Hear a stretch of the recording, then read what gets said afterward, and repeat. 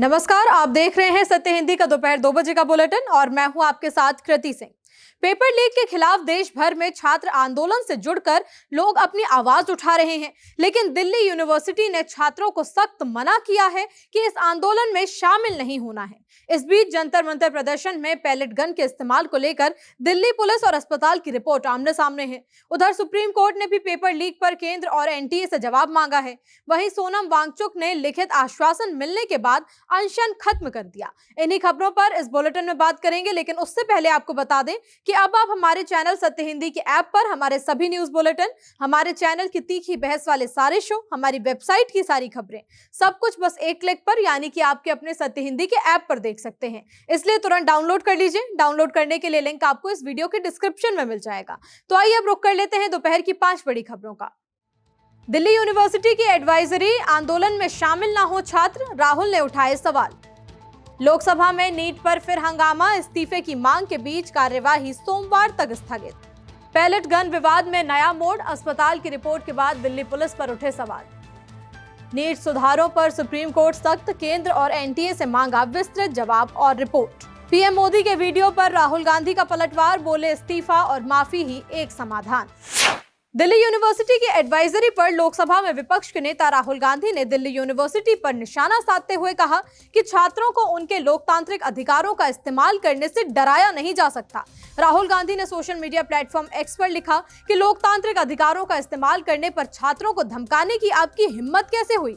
उन्होंने कहा कि समय आने पर इसके लिए जवाब देना होगा। दरअसल दिल्ली यूनिवर्सिटी ने अपने छात्रों के लिए एडवाइजरी जारी कर जंतर मंतर पर चल रहे प्रदर्शन से दूर रहने की सलाह दी है। यूनिवर्सिटी ने कहा कि छात्रों की सुरक्षा उसके लिए सबसे बड़ी प्राथमिकता है और किसी भी गैर कानूनी सभा या प्रदर्शन में शामिल होने पर कानूनी कार्रवाई हो सकती है।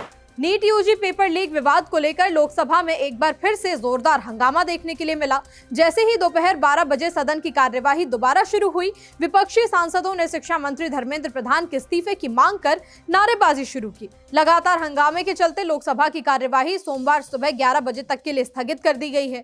सदन में विपक्षी सांसद इस्तीफा दो के नारे लगाते हुए वेल में पहुंच गए। शोर शराबे और नारेबाजी के कारण सदन की कार्यवाही सुचारू रूप से नहीं चल पाई। इस दौरान केंद्रीय संसदीय कार्य मंत्री किरेन रिजिजू ने विपक्ष से अपील की कि वो नीट मुद्दे पर चर्चा में हिस्सा ले। उन्होंने कहा कि अगर इस गंभीर मुद्दे पर चर्चा से बचा गया तो देश में गलत संदेश जाएगा। रिजिजू ने कहा कि सरकार नीट मामलों पर चर्चा के लिए बिल्कुल तैयार है, लेकिन विपक्ष को भी सदन चलाने में सहयोग करना चाहिए। हालांकि विपक्ष अपनी मांग पर अड़ा हुआ है और शिक्षा मंत्री धर्मेंद्र प्रधान के इस्तीफे की मांग को लेकर लगातार नारेबाजी करता रहा। जंतर मंतर पर नीट यूजी पेपर लीक के विरोध में हुए प्रदर्शन को लेकर अब पैलेट गन के इस्तेमाल पर नया विवाद खड़ा हो गया है। एक तरफ दिल्ली पुलिस कह रही है कि प्रदर्शन के दौरान पैलेट गन का इस्तेमाल नहीं किया गया, तो दूसरी तरफ सरकारी सफदरजंग अस्पताल की मेडिकल रिपोर्ट ने इस मामले में नए सवाल खड़े कर दिए। अस्पताल की रिपोर्ट के मुताबिक 20 जुलाई को प्रदर्शन में शामिल 28 साल के एक युवक के शरीर पर पैलेट से लगी चोटों के निशान मिले हैं। रिपोर्ट में दाहिनी कोहनी और पीठ पर घाव, त्वचा में फंसे पैलेट के टुकड़े और चोट वाली जगह पर दर्द का दावा किया गया। दिल्ली पुलिस ने सोशल मीडिया पर इन वायरल दावों को खारिज करते हुए कहा था कि प्रदर्शनकारियों पर पैलेट गन चलाने की खबरें पूरी तरह झूठी और भ्रामक हैं। पुलिस का कहना है कि ऐसी कोई घटना नहीं हुई। अब अस्पताल की मेडिकल रिपोर्ट और दिल्ली पुलिस के इनकार के बीच ये मामला और ज्यादा चर्चा में आ चुका है। पैलेट गन के इस्तेमाल को लेकर सवाल लगातार उठ रहे हैं।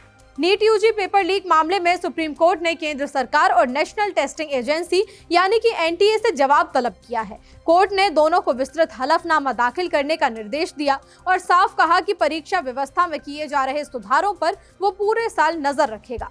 जस्टिस पीएस नरसिम्हा और जस्टिस आलोक आराधे की बेंच ने कहा कि सरकार ये बताए कि सुधारों को स्थायी व्यवस्था का हिस्सा बनाने के लिए अब तक क्या कदम उठाए गए हैं। कोर्ट ने कहा कि सिर्फ अस्थायी उपायों से काम नहीं चलेगा, बल्कि मजबूत और संस्थागत व्यवस्था तैयार करनी पड़ेगी। सुनवाई के दौरान कोर्ट ने यह भी कहा कि पेपर लीक के बाद प्रश्न पत्रों की ढुलाई के लिए भारतीय वायुसेना का इस्तेमाल करना सिर्फ एक अस्थायी कदम था, इसे स्थायी समाधान नहीं माना जा सकता।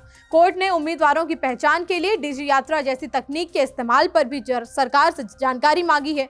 सॉलिसिटर जनरल तुषार मेहता ने कोर्ट को भरोसा दिलाया कि केंद्र जल्द नया हलफनामा दाखिल करेगा। इस पर सुप्रीम कोर्ट ने कहा कि वो सुधारों की पूरी प्रक्रिया पर लगातार नजर रखेगा और ये सुनिश्चित करेगा कि बदलाव सिर्फ कागजों तक सीमित न रहे। नीट यूजी पेपर लीक विवाद के बीच मोदी सरकार भारी विरोध के बाद बड़ा फैसला लेने की तैयारी में है। आज होने वाली केंद्रीय कैबिनेट की बैठक में पेपर लीक रोकने वाले कानून को और सख्त बनाने पर चर्चा हो सकती है। सरकार मौजूदा पब्लिक एग्जामिनेशन एक्ट 2024 में संशोधन लाकर दोषियों के खिलाफ और कड़ी कार्रवाई का रास्ता साफ करना चाहती है।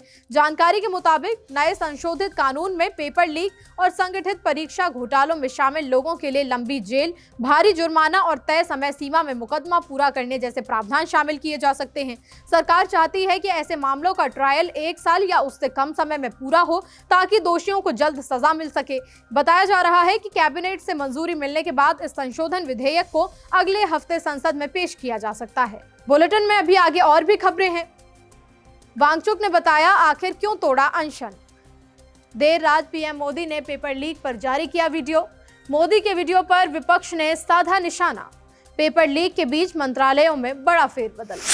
26 दिनों से आमरण अनशन पर बैठे समाज सेवी और शिक्षाविद सोनम वांगचुक ने केंद्र सरकार से मिले लिखित आश्वासन के बाद अपना अनशन खत्म कर दिया है। वांगचुक के मुताबिक सरकार ने भरोसा दिया है कि परीक्षा व्यवस्था में जवाबदेही तय करने, नीट यूजी पेपर लीक मामले और व्यापक परीक्षा सुधारों पर संसद में चर्चा की जाएगी। वांगचुक ने कहा कि सरकार की ओर से मिले लिखित आश्वासन में ये शामिल है कि शांतिपूर्ण प्रदर्शन करने वालों के खिलाफ केस दर्ज नहीं किए जाएंगे।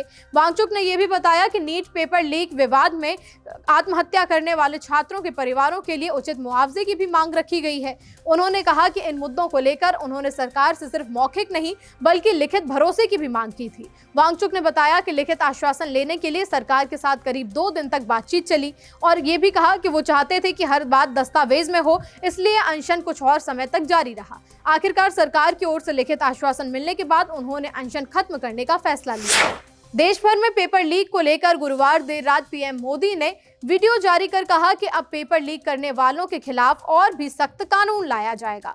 सरकार फास्ट ट्रैक कोर्ट बनाएगी, दोषियों को कड़ी सजा मिलेगी और नए बिल को जल्द संसद में पास कराने की कोशिश की जाएगी। पेपर लीक पर पीएम मोदी ने क्या कुछ कहा, सुन लीजिए। अब तक पिछले 2.5 महीनों में अनेक विध कदम उठाए गए, गुनहगारों को पकड़ा गया है, वे जेल में पड़े हैं। हमारा सबसे महत्वपूर्ण जिम्मा था कि विद्यार्थियों का 1 वर्ष बर्बाद न हो। तत्काल परीक्षाएं लेना बहुत जरूरी था। सरकार ने अभी पूरी शक्ति का उपयोग करके कम से कम समय में 22 लाख जितने विद्यार्थियों के एग्जाम हो जाएं, इसका प्रबंध किया। और अभी 5-6 दिन पहले 19 तारीख को रिजल्ट भी आ गया और देश भर में उत्तीर्ण हो गए विद्यार्थियों की खुशियों की खबरें भी आ रही हैं। लेकिन हम वहां पर संतोष मानने वाले लोगों में से नहीं है और इसलिए मैंने आज फास्ट ट्रैक कोर्ट के लिए विभागों को निर्देश दिए थे। आज विभागों ने लगातार मेहनत करके देर रात मुझे मुसद्दा भी दे दिया। फास्ट ट्रैक कोर्ट और कठोर सजा के प्रावधान के साथ का ये मुसद्दा कल कैबिनेट में चर्चा होगी।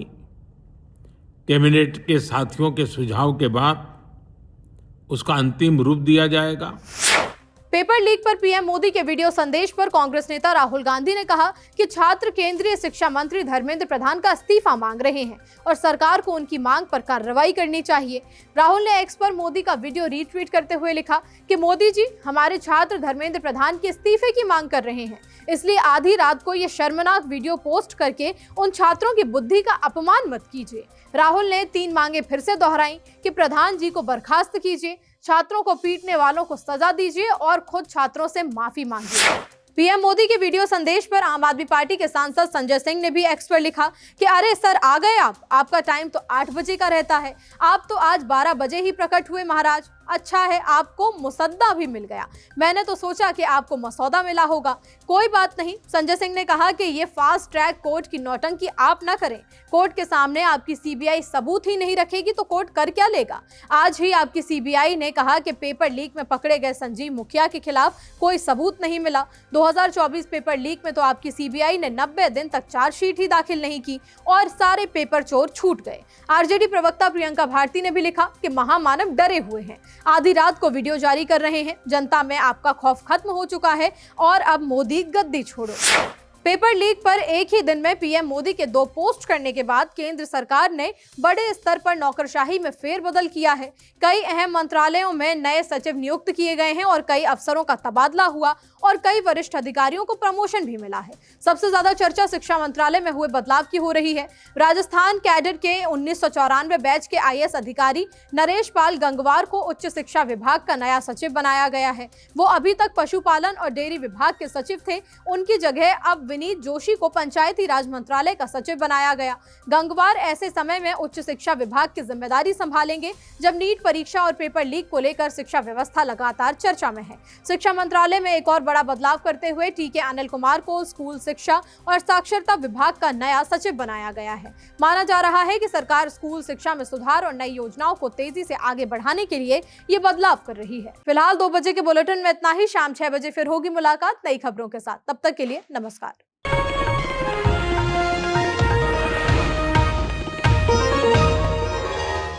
Copyright disclaimer under Section 107 of the Copyright Act 1976. Allowance is made for fair use for purposes such as criticism, comment, news reporting, scholarship, and research. Fair use is a use permitted by copyright statute that might otherwise be infringing.